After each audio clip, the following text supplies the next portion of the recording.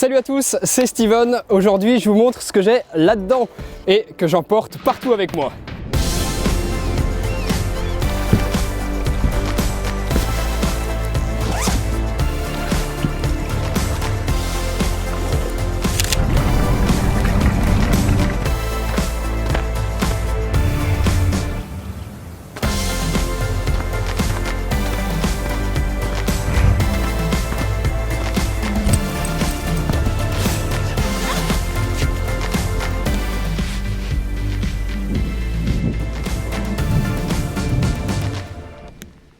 J'espère que la petite intro vous a plu, je vais vous montrer tout le matos tech que j'emporte avec moi en déplacement et surtout pourquoi j'ai fait ces choix-là. Mon sac, c'est le Peak Design Everyday Backpack, la version 20 litres et je trouve cette couleur marron franchement superbe. C'est un sac qui à la base a été pensé pour les photographes. Tout a été pensé pour, jusque dans les petites coutures de couleurs pour différencier les poches où l'on met ses batteries pleines et ses batteries vides par exemple. Plein de professionnels l'adorent et je comprends parfaitement pourquoi, mais moi je le trouve pas si pratique que ça pour des tournages en extérieur où j'ai vraiment besoin de prendre beaucoup de matos vidéo. C'est un autre sac dans lequel je mets tout le gros du matos et qui convient bien mieux à mes besoins à moi. Je vous en parlerai peut-être dans une autre vidéo, aujourd'hui on va rester là-dessus. Je l'avais pris dans cette optique-là, ce sac, mais finalement ça va être celui qui m'accompagne dans tous mes déplacements où je reste quand même relativement léger, avec peu de choses à l'intérieur. Il est tout de même bien pratique, et si c'est vrai que ça fait un petit peu cher le sac juste pour des petits accessoires tech, les finitions sont impeccables et il est garanti à vie. C'est un énorme avantage ça. Donc oui, évidemment ça fait un peu cher au moment de l'achat, mais sachant que lorsqu'il sera usé je pourrais en demander un neuf et l'avoir, et je trouve que ça en vaut la peine. On peut mettre un ordinateur de 15 pouces, ça passe, mais j'emporte pas le mien en déplacement, je préfère utiliser l'iPad Pro. C'est le plus récent actuellement et pour le payer moins cher, je l'ai pris reconditionné sur Back Market, site spécialisé dans les produits tech reconditionnés. Il sponsorise cette vidéo, donc je vais être parfaitement honnête avec vous sur comment ça s'est passé. J'ai acheté moi-même l'iPad, ils étaient au courant de rien. Je l'ai reçu dans sa boîte d'origine et je vous ai filmé le premier déballage, ma découverte de son état. Puisqu'évidemment, la première chose que j'ai regardé, c'est s'il n'y avait pas des rayures au dos ou des traces d'usure, d'utilisation sur les tranches, voir si l'appareil photo fonctionnait bien. Et franchement, très satisfait, il est comme neuf et à l'intérieur de la boîte, j'avais les accessoires, le chargeur et le câble. Comme il fonctionne parfaitement et qu'il est comme neuf sans aucune rayure, je leur ai dit ok, je suis un client satisfait et j'en parlerai avec plaisir puisque ça intéressera forcément certains d'entre vous. Il y a différents grades. Moi, en achetant un Shiny, je savais que tout allait être impeccable et ça m'a quand même fait économiser quelques centaines d'euros. Mais après, vous pouvez descendre un petit peu plus dans les grades pour faire encore plus d'économies, si par exemple des micro-rayures au dos ça ne vous gêne pas. Évidemment, comme sur tous les sites marchands où il y a des revendeurs, tous ne sont pas égaux. C'est pareil sur Amazon, Darty, tout ça. Donc lisez bien les avis des clients pour être sûr que le vendeur est correct et ne pas avoir une mauvaise surprise en recevant votre colis. Moi, tout s'est passé comme prévu en achetant mon iPad Pro comme n'importe quel client. Donc franchement, très satisfait de Back Market et surtout du marchand qui a reconditionné mon iPad. Je peux vraiment vous les recommander si vous voulez faire des économies sur une large sélection de produits, puisqu'évidemment il n'y a pas que des choses en rapport avec Apple.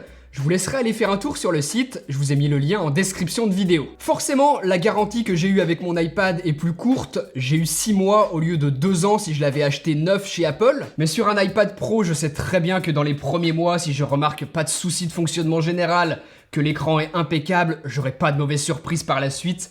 C'est du Apple, c'est fiable, et je suis d'accord de faire une concession sur la garantie pour gagner un petit peu d'argent à l'achat. Enfin, vous voyez que j'ai aussi pris l'Apple Pencil, en Apple Store cette fois-ci, et je vous mets dans la description de la vidéo la référence de ma protection pour l'iPad. Je l'avais vue dans le top Amazon sans vraiment trop savoir à quoi m'attendre, et franchement elle est excellente. Elle est relativement fine mais protège bien l'iPad avec une découpe pour l'appareil photo et un système qui permet de placer son iPad incliné face à soi, ce qui est pratique pour regarder un film par exemple, ou lorsque l'on veut taper avec un clavier Bluetooth.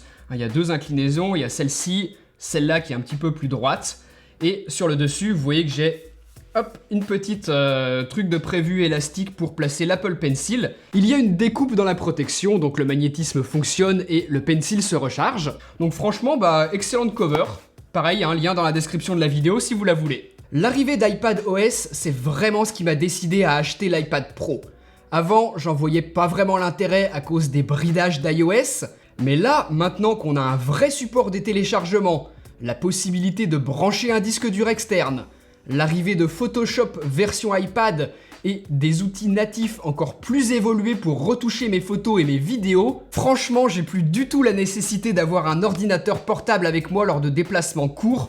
L'iPad Pro me suffit totalement. Pour qu'il puisse parfaitement remplacer mon ordinateur portable, je me suis aussi acheté un petit clavier Bluetooth, ce qui est quand même bien plus pratique pour rédiger des mails par exemple. Pour la photo, vous l'avez vu dans l'intro, c'est le Sony A7R III que j'utilise, avec le 24-70-2.8 monté dessus. J'en avais fait un test il y a 1 an ou 2 à sa sortie, c'est toujours disponible sur la chaîne YouTube et c'est lui qui me filme là en ce moment. Donc c'est pour ça que je l'ai pas dans les mains.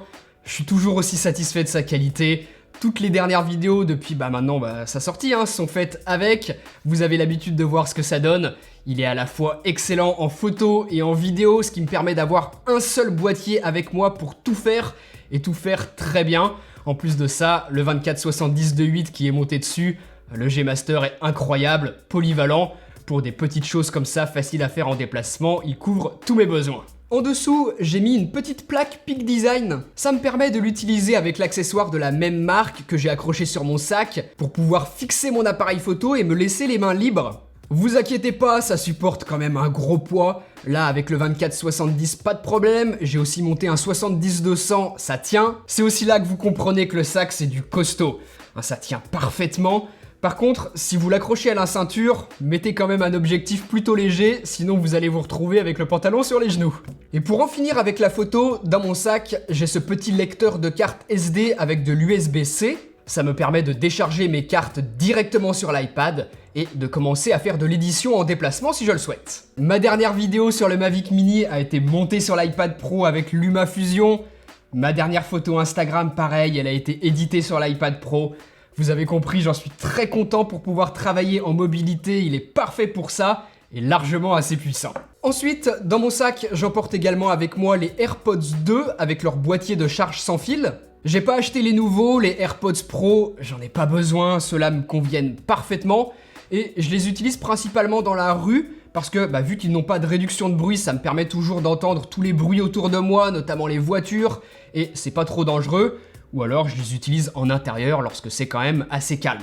Par contre, pour le train et l'avion, je préfère quand même largement avoir de la réduction de bruit active et je m'étais acheté le Sony 1000X Mark III. Je crois que c'est la bonne référence, de toute façon c'est encore un nom farfelu à la Sony, mais pour être sûr, comme tout le reste, je vous mettrai juste en dessous dans la description de la vidéo le lien exact. C'est mon casque préféré. Le son est excellent à condition qu'on lui balance la bonne source bien évidemment. Il est confortable et en plus de ça, l'application mobile qui vient avec, qui est très bien faite, permet de le personnaliser en profondeur en fonction de ses goûts et d'avoir vraiment la restitution sonore qui nous plaît. Et c'est en partie à cause de ça que je le préfère largement à ce que peut proposer Bose par exemple. Question de goût bien évidemment, mais pour moi, c'est celui-ci le meilleur. Et enfin, j'emporte avec moi une batterie externe et 2 câbles. Du Lightning pour l'iPhone et les AirPods et de l'USB Type C pour la caméra, l'iPad et le casque. Quand je vous disais dans mon test des nouveaux iPhone 11 Pro que je regrettais vraiment qu'Apple soit toujours sur du Lightning et ne soit pas passé à l'USB Type C, vous comprenez pourquoi. J'aurais pu avoir un seul câble pour recharger tous mes appareils. Ça aurait quand même été génial. Écoutez, voilà, je pense que j'ai fait le tour. C'est tout ce que j'emporte avec moi en déplacement lorsque j'ai pas besoin de faire une grosse vidéo sur place. Typiquement, c'est ce que j'avais avec moi il y a 2 semaines au salon de la photo. J'espère que vous aurez trouvé tout ça intéressant, piochez des idées pour votre propre setup, et puis dites-moi juste en dessous dans les commentaires ce que vous utilisez. Moi je vous dis à très bientôt pour une prochaine vidéo. Allez, salut!